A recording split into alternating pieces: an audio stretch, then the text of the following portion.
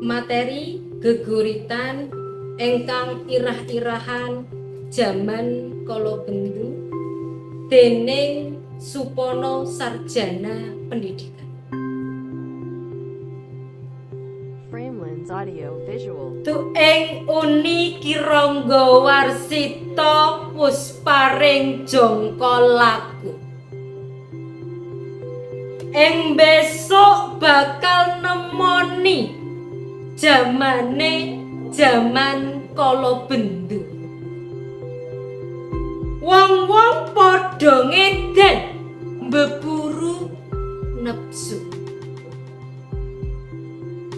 Jagat bakal dadi sungsang bawane melik.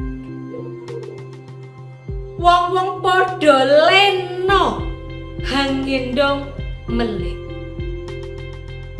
Pranatan datan karuan bisa den wolak-walik. Jaman kala bendu wis lumaku. Para pangarsa pangembating praja pamonge kawula. Tan bisa tinulada amung mentengke butuhe priyangga. Bujung cukup golek kurup wekasan banjur korup.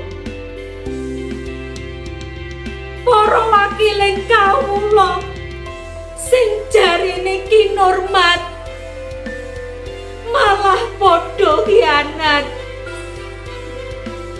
Lali menawa ngemban amanat. Minangka srana merjuangkane aspirasi rakyat.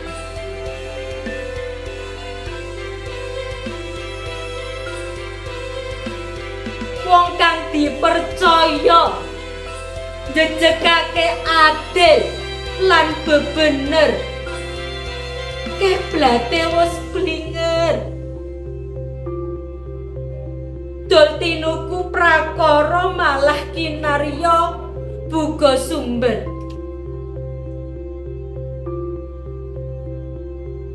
Tingkahe polahe para kawula Framelands Audio Visual. uga wis ora lumrah. Guyub rukun datan usum musawarah datan kaprah. Bab kang sepele bisa congkrah bebrayan dadi bubrah. Jaman kala bendu wis lumaku. Besok kapan sirepe tan kasabdo sang pujangga amung paring pepiling sing padha ilih lan waspada. Amprih tebih ing godha rencana kalis ing Framelands Audio Visual. piling sak bejo-bejane wong lali mono. Isih bejo wong kang eling lan waspada. Sapa salah bakal seleh, sapa temen bakal